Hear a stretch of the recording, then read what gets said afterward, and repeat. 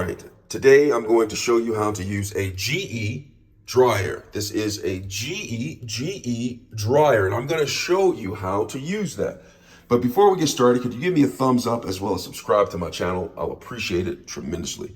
All right, so let's get started. So right here I have the GE dryer, and it is currently empty. I have the door open. So what I'm going to do is, this is how the door shuts. You open it up like that. So now the first thing that you're going to want to do is, before I go into the controls, is check to see if there is lint in the lint compartment. And right here, there is plenty of lint in here. It looks like cotton candy.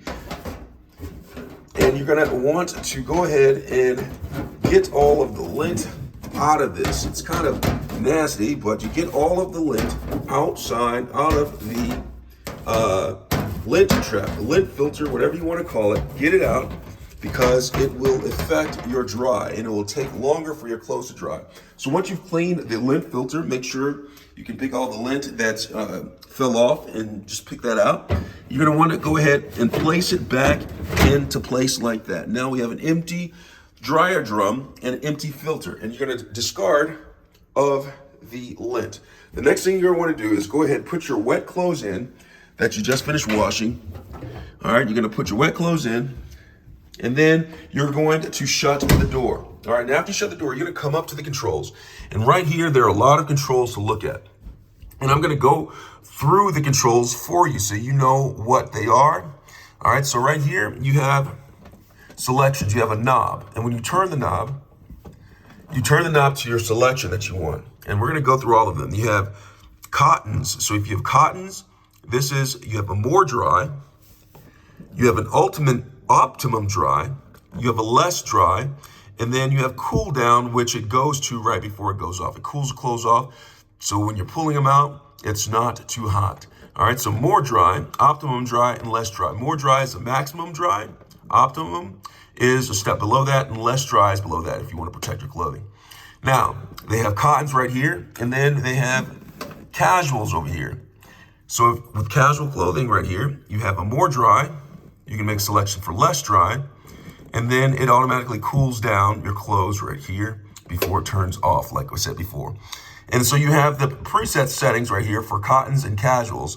But if you look down, there is also a time dry down here. And so what I'm gonna do is I'm gonna turn this knob, and I'm gonna take it to time dry. The maximum amount is about 80 minutes. And so dry your clothes for 80 minutes right here. And it keeps on going down, you keep on turning it. And then you get down to 10. And what this is, basically, it says it right here. It says that it is a quick fluff. So it's gonna be a quick fluff for 10 minutes. If you set it right here, or if you wait till it gets down to 10 minutes, it'll go from time dry to quick fluff before turning off. So these are the settings right here. And then you also have the temperature. So if you look to the right, they have the temperature where you can change it from cottons regular to casuals medium to air fluff, which means no heat whatsoever. So cottons are for like regular drying. Casuals, you don't want them to be dry too hot. And then you have air fluff for things that, just air dry with no heat. So I'm gonna go ahead and take my settings. I'm gonna put it on medium. I always like drying my stuff on casuals or medium. And then over here, I'm gonna go for, instead of more dry, I have cottons, and I'm just gonna make the selection to optimum dry.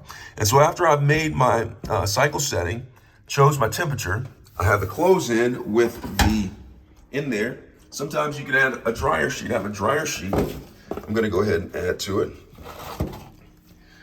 Throw a dryer sheet in there. So you have the dryer sheet in there.